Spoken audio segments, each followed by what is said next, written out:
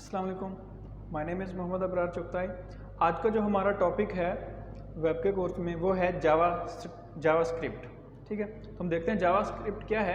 JavaScript हमारे पास ये एक क्लाइंट साइड स्क्रिप्टिंग लैंग्वेज है। ठीक है, इससे हम क्या कर सकते हैं, हम अपने वेब पेज की जो इंटरेक्शन है उसको इन्हांस कर सकते हैं। ठीक है, JavaScript is used mainly for enhancing the interaction of a user with the web page। ठीक है, हमने ये पहले भी डिस्कस किया था कि जो बिहेवियर है वेब पेज का वो किस चीज़ पे डिपेंड करेगा, हमारे JavaScript के कोड पर। ठीक है, in other word you can make your web page more lively and interactive with the help of JavaScript। JavaScript is also being used widely in game development and mobile application development। तो इन सब में ये क्या है, JavaScript का code use होता है, different functions हम JavaScript के ज़रिए से परफॉर्म करते हैं। JavaScript is client-side scripting language developed by the Brandon H. JavaScript can be run on any operating system and almost all web browsers। ठीक है, you need a text editor to write JavaScript code and a browser to display your web page। ठीक है, JavaScript code हम किस में लिखते हैं, जहां हम HTML का कोड लिखते हैं। ठीक है, टेक्स्ट एडिटर में, या हमारे पास सॉफ्टवेयर्स हैं डेवलपमेंट के लिए। ठीक है, विजुअल स्टूडियो है या सबलाइम है, व्हाटएवर। और इसके ज़रिए से हम क्या कर सकते हैं, क्लाइंट साइड वैलिडेशन हम परफॉर्म करते हैं जावास्क्रिप्ट के ज़रिए से।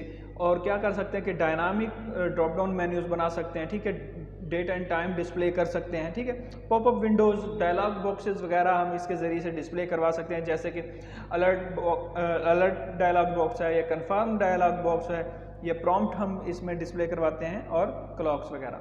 ठीक है, अब हम 3 जगह पर जावास्क्रिप्ट का कोड जो है वो राइट कर सकते हैं, प्लेस कर सकते हैं। कहाँ पर, with in the body tag के जो हमारा HTML का कोड है पेज, ठीक है, उसमें हम कहाँ इसको यूज़ कर सकते हैं।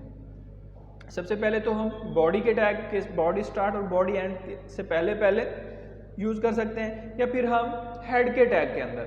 ठीक है, हेड स्टार्ट और हेड एंड से पहले, या फिर हम एक एक्सटर्नल फाइल बनाते हैं, जिस तरह हमने स्टाइल शीट की अलग से फाइल बनाई थी, और उसको फिर हम अपने पेज के साथ लिंक कर देते हैं।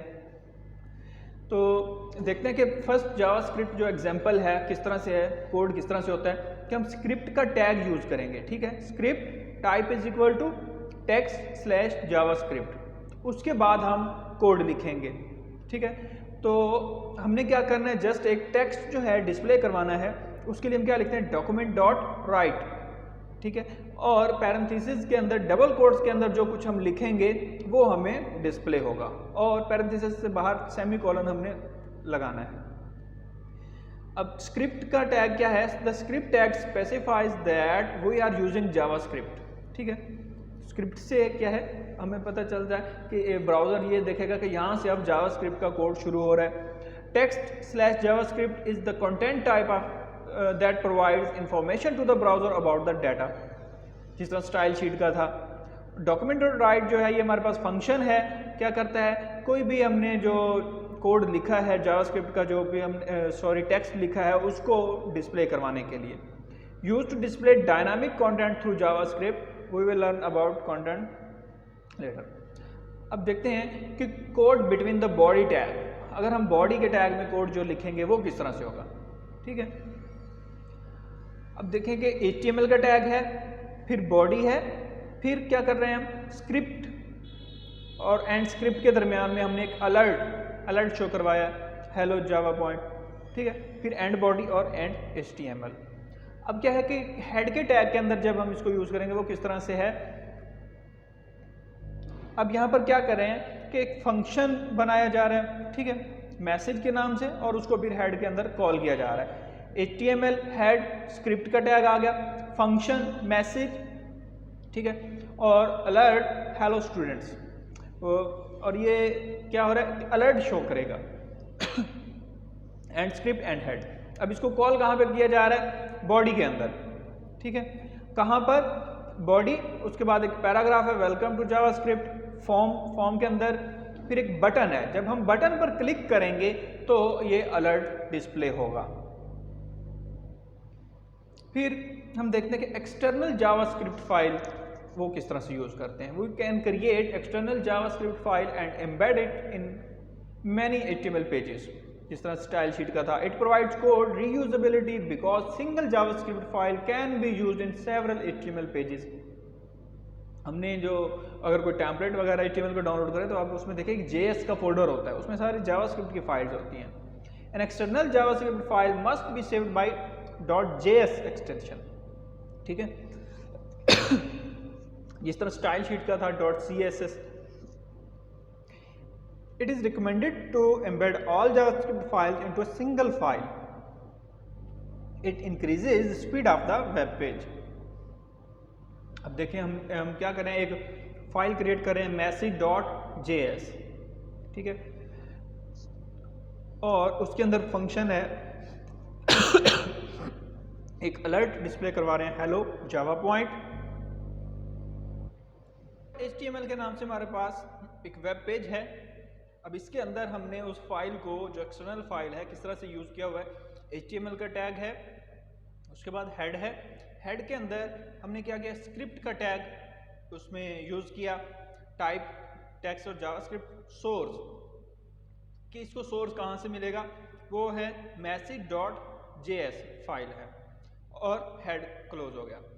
अब उसके बाद क्या किया कि नीचे हमारे पास एक बटन है HTML बटन, उसकी वैल्यू क्या, क्लिक ऑन क्लिक पर हम क्या कर रहे हैं, मैसेज, उस मैसेज को कॉल कर रहे हैं, ठीक है। यहाँ पर on click is equal to message. अब ये मैसेज कहाँ पर हमने लिखा, message.js के अंदर लिखा था, तो उस message.js फाइल को हमने यहाँ पर इंक्लूड करवाया है, और जब इस बटन पर क्लिक करेंगे तो उस फाइल का ये फंक्शन जो है कॉल हो जाएगा, और हमें उसमें क्या डिस्प्ले हो रहा था, अलर्ट। इस तरह से हम एक्सटर्नल फाइल को यूज़ कर सकते हैं। अब एक्सटर्नल फाइल जावास्क्रिप्ट की जो है उसको यूज करने के हमारे पास जो एडवांटेजेस हैं वो क्या है, it helps in reusability of the code in more than one HTML files, ठीक है, कि हम एक से ज़्यादा फाइल्स के अंदर जितने भी हमारे पेजेस हैं उनके अंदर हम एक ही फाइल को यूज़ कर सकते हैं। It allow easy code readability, ठीक है, कि हमें एक ही फाइल में कोड को हमने देखना है और उसको कोई उसमें एडिट करना है तो एक ही फाइल को देखना होगा। It is time efficient as web browsers cache the external file JS files, which further reduce the page loading time, ठीक है, कि पेज लोड होने में भी टाइम क्या होगा, कम लगेगा। It enables both web designers and coders to work with HTML and JS files parallelly and separately, कि ठीक है, कि अगर हम एक ही फाइल के अंदर कोड लिखते हैं JS का तो वो ज़रा डिफ़िकल्ट है उसको मैनेज करना। इसी तरह अगर अलग फाइल में होगा तो पता होगा कि इस फंक्शन को जब हम चेंज करते हैं तो वो हर पेज पर उसके इफेक्ट्स अप्लाई हो जाएंगे।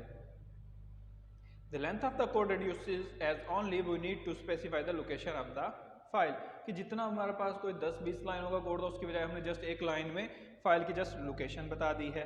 अब इसके डिसएडवांटेज क्या है, अब क्या है कि जो हैकर्स हैं वो उस फाइल को ही, अगर कोई हमारी उस फाइल को ही करप्ट कर देता है तो हमारी पूरी वेबसाइट जो है वो इफेक्ट करेगी। If two JS files are dependent on one another then a failure in one, ठीक है, कि दो फाइल्स हैं दोनों एक दूसरे पर डिपेंड करें, तो एक में अगर कोई फेलियर आता है तो दूसरे की एग्जीक्यूशन पर भी क्या होगा, इफेक्ट पड़ेगा। The web browser needs to make an additional HTTP request to get the JS code, ठीक है, कि उसको एक और मैसेज सेंड करना पड़ेगा, ठीक है, पूरी एक रिक्वेस्ट सेंड करनी पड़ेगी कि एक्सटर्नल फाइल वो लेगा और उसको फिर रीड करके, और जो फंक्शन उसको जब चाहिए होगा तो वो वहाँ से उसको कॉल करवा के इंक्लूड करवाएगा। We need to check each file that depends on the commonly created external JavaScript file. If it is a few lines of code then better to implement the internal JavaScript code, ठीक है, कि अगर तो हमारा कोई एक आध function ही हमने यूज़ करना है तो उससे बेहतर एक्सटर्नल से हम इंटरनल फाइल को यूज़ करें। फिर है हमारे पास जावास्क्रिप्ट कमेंट्स, ठीक है, क्या हम कमेंट्स भी कर सकते हैं जावास्क्रिप्ट के अंदर भी, जिस तरह HTML के कमेंट्स थे। तो JavaScript comments are meaningful way to deliver message. It is used to add information about the code, warnings or suggestions so that end user can easily interpret the code, ठीक है, कि हम उस code के comments डाल देंगे कि ये वाली लाइन किस चीज़ के लिए यूज़ हो रही है। The JavaScript comment is ignored by the JavaScript engine that's embedded in the browser। जो इंजन किस में होता है, ब्राउज़र के अंदर। तो दो तरह से हम कमेंट्स इसमें कर सकते हैं, सिंगल लाइन कमेंट और मल्टी लाइन कमेंट्स। तो देखते हैं कि सिंगल लाइन कमेंट किस तरह से होता है। It is represented by double forward slashes, ठीक है। It can be used before and after the statement, कि कोई हमने स्टेटमेंट लिखी है उससे पहले भी हम इसको यूज़ कर सकते हैं और बाद में भी। सिंगल लाइन कमेंट में हम क्या कर रहे हैं कि डबल स्लैश लगाया स्क्रिप्ट के अंदर और it is single line comment, जो भी कमेंट हमने लिखना है, ठीक है, और उसके बाद कोड हमने अपने कोड को जिस तरह से याद रखने के लिए कमेंट कर देते हैं कि ये लाइन ये फंक्शन किस चीज़ के लिए यूज़ हो रहा है, ठीक है। एग्जाम्पल इसकी क्या है कि script var a is equal to 10, var b is equal to 20।